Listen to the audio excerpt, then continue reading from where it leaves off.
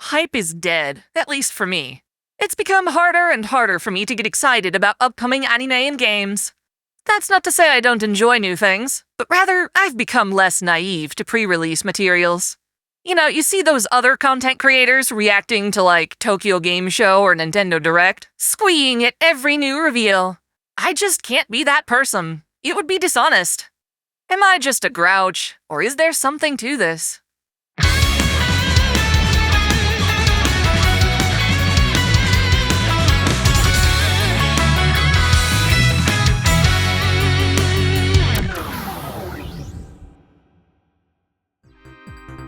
Welcome back to OtakuDaiKun, dai-chan here, and for today, I want to talk about an important part of the anime fandom, that being the concept of hype.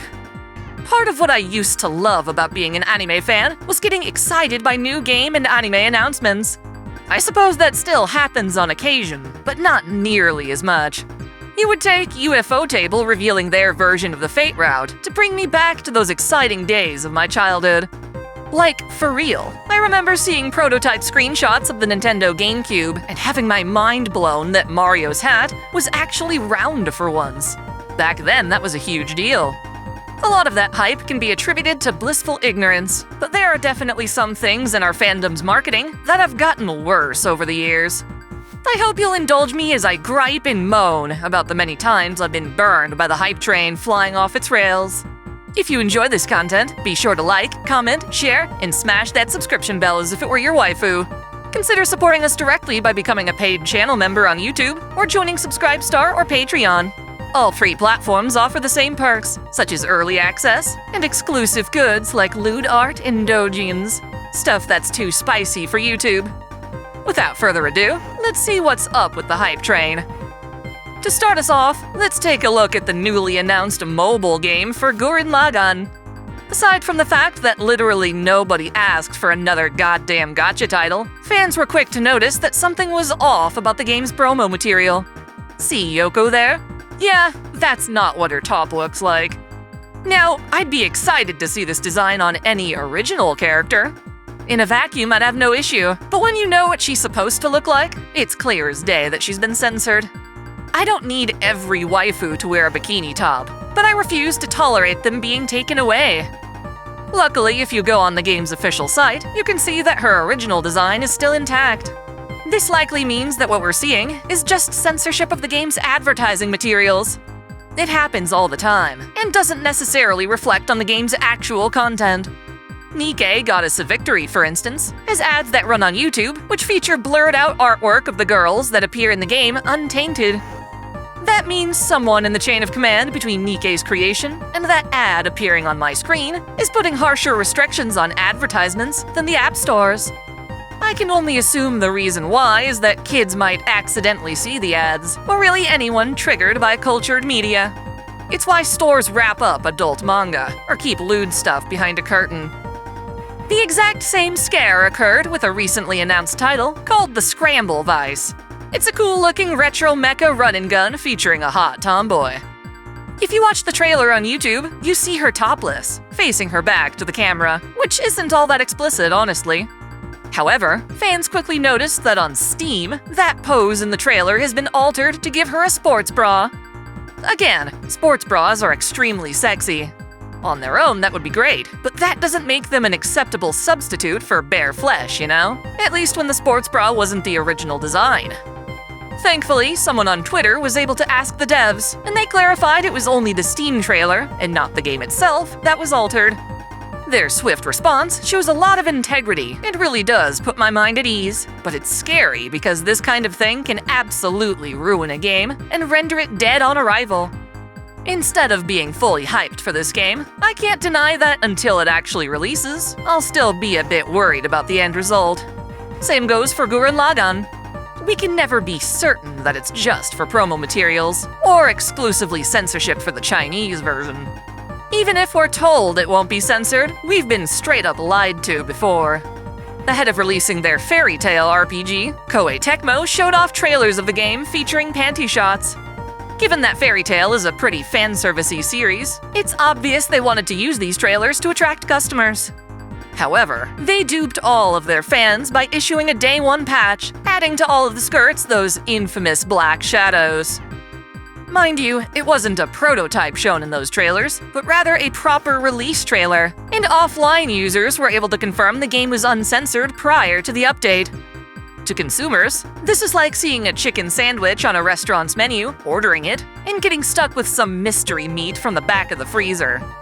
A day one patch is just straight up false advertising. But even without such a patch, so long as your game is connected to the internet, there's nothing stopping devs from censoring a game after its initial release.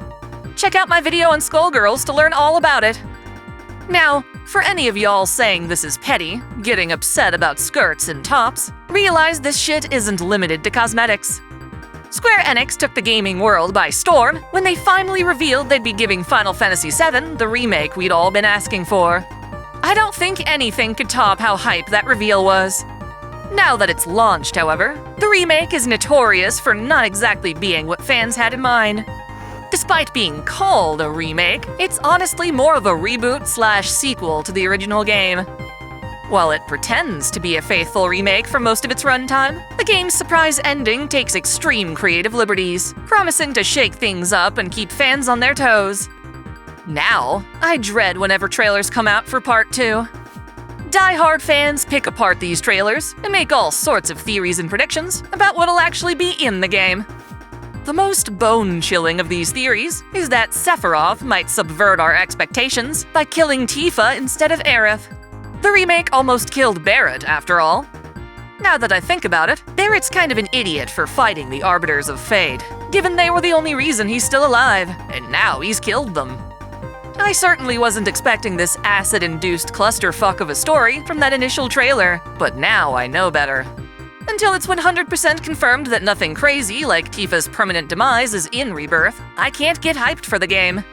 They've broken my trust, and as a result, I refuse to buy the game until reliable spoilers put my worries to rest. Pre-order culture has gotten ever more toxic with each console generation, and it sucks to be thrown from a point where I would say, "Shut up and take my money," to "You'd better not screw this up." Not even remasters of older games are safe from this. Square Enix is on a roll when it comes to censoring re-releases of their classic titles. Final Fantasy VIII Remastered covered up Rinoa and various summons. The Chrono Cross Remaster turned a chick's panties into a big poofy skort, or whatever you want to call it. They've even hit an all-time low by covering up the dancer girl Maya in the newly announced Dragon Quest Monsters 3. It's not just Square doing this either. For all the excitement for Baten Kaitos getting remastered, we've seen localizers start sprinkling in their own opinions to the original script. While I can't speak to the game's translation as a whole, I highly doubt the Japanese text also says "yikes." Capcom leaves me in a strange situation. While their trailers from the recent Resident Evil remakes have been transparent, their clear disdain for the original games makes it hard for me to support the new ones. Rather than building proper hype, their PR has been pushing me away, essentially telling me I was wrong to ever enjoy their older games that had fan service. Knowing they consider Japanese norms to be inherently offensive to the West just sucks the fun right out of anything they publish.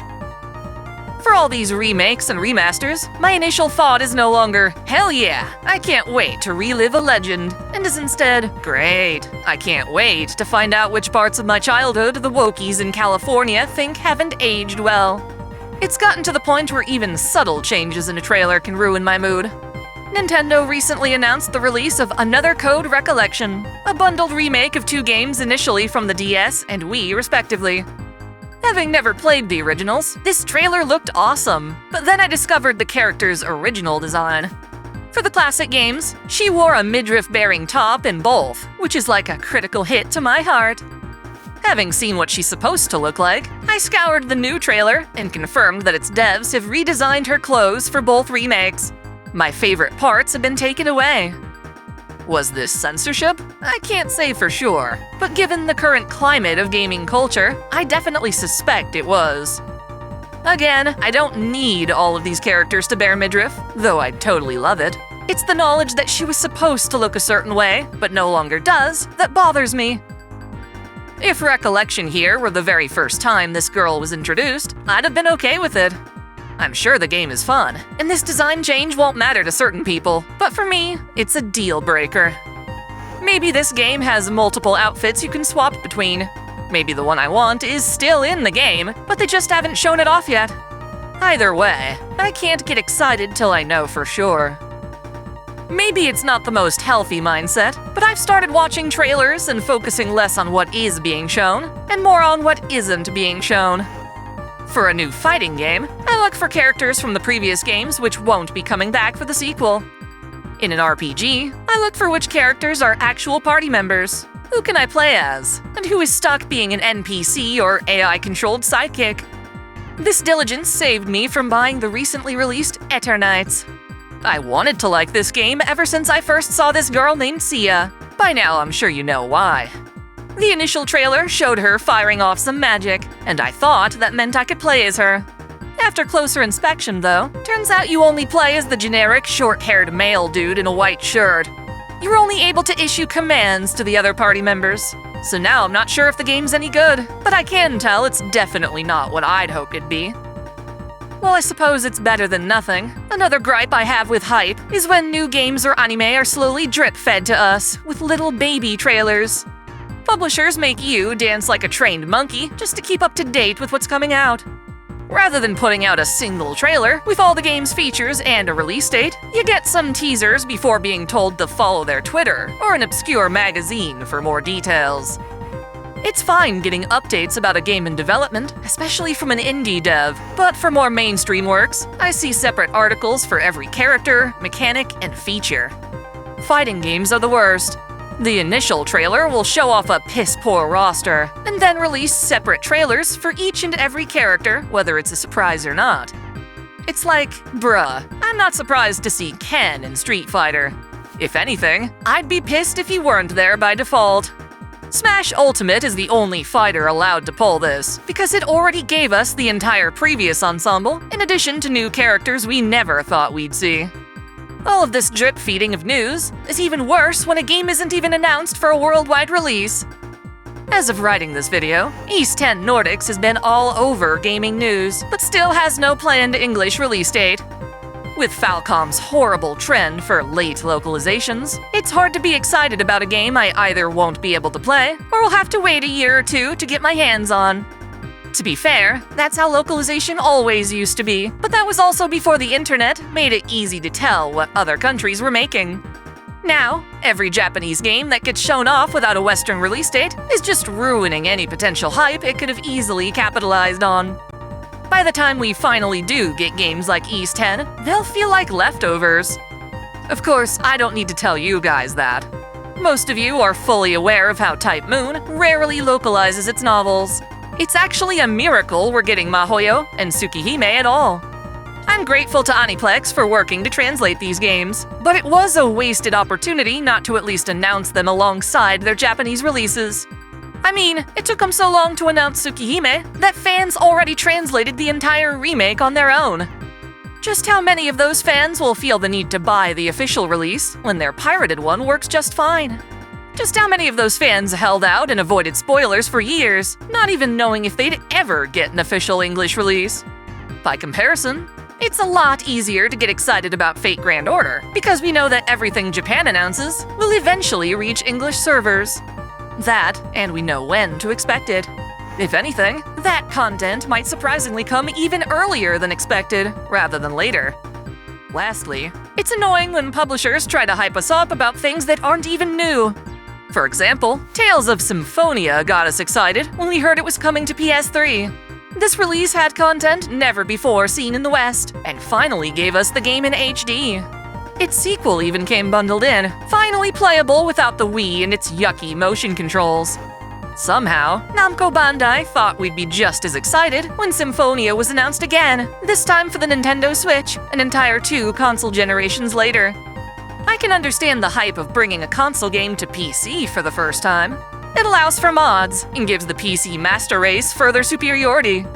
From the PS3 to the Switch, however, there was nothing to upgrade, and ironically, many fans prefer the GameCube original anyway, as it's the only version to implement true 60 FPS. The most pathetic example is when Sega tried to hype us up about Sonic Origins, proclaiming it was the definitive way to play the series' most classic titles.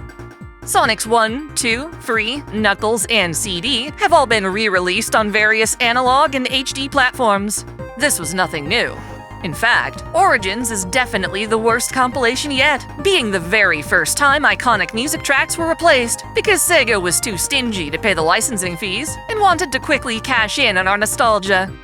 Not only that, the Origins collection used crappy mobile ports rather than the original code. Any possible feature Origin could have added was already present in fan-made patches made years prior. The people too naive to realize that spent more money on an objectively inferior version of these games, and anyone who got excited about Origin's marketing were being taken advantage of. Would I be happier if I were just blissfully ignorant? I suppose. Sure, I might become a sucker for marketing gimmicks, but at least I'd be smiling, right? Back in the day, it's not like anyone knew Aerith was going to die. Thus, we never felt like Square owed us keeping her alive. That said, I imagine there were players of FF7 who took it as a cautionary tale to not get attached to a fictional character. I think that's what's happened to me. I just no longer want to feel betrayal or deception. I'm like Shinji Ikari, humoring the idea of instrumentality because the world as we know it is scary and painful. Perhaps some blind optimism is all I need, or more specifically, it'll take a remake of the Fate route to finally restore my faith in the hype train. In either case, I lament the loss of my innocence and extend this discussion to you guys. Have you ever found it hard to get excited for an upcoming anime or game? Why? What sorts of announcements would turn you back into an ever-loyal customer? I look forward to hearing your thoughts in the comments below. Thanks for watching. If you enjoy this channel, help us grow by liking, commenting, sharing the video, subscribing to OtakuDaiKun, and most of all, smashing that notification bell so you don't miss out on all our anime lore, discussions, and Let's Play content. You can support us directly through Patreon, Subscribestar, or a YouTube membership, all of which come with benefits like spicy exclusive vids and early access. As always, celebrate your fandom. I want to give a special shout out to all my $10 and up supporters. Video Gamer 75, Dante Pendragon, Stephen Elak, Samuel Gersten, The Nonchalant Ostrich, Otaku Mom, Jens Bauman, Mystic Samurai 1983, Lord Omagoden, Freebrick, Olympian Doll, Alexis Yukio Gomez Yamato, Link Pendrago, Observer Bellis, King Kobo, Scout, James Hewitt, Uncanny EXP, Andre Foster, Jared Kraus, Zamas Autonomous, Yukie Eros, Crow Kalem, Sogai CH, Caitlin P, Vladimirovna, The Taz 96, Kengo X 77, Alester Bernadotte, Mickey D 343, and Akakaze Yume. Thank you all so much.